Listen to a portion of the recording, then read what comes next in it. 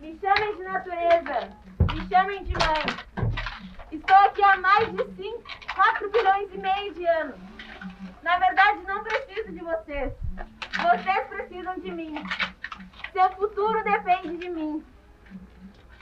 Estou aqui há muito tempo. Já alimentei espécies maiores do que vocês e já fiz passar fome espécies maiores do que vocês. Meus oceanos, meus rios, meu solo, minhas florestas. Todos eles podem acolhê-los ou abandoná-los. Como vocês escolhem viver seu cotidiano, me levando em consideração ou não, realmente não me importa. Suas ações vão determinar o seu destino, não o meu. Eu sou a natureza. Eu vou continuar. Eu estou preparada para evoluir. E vocês? Estão?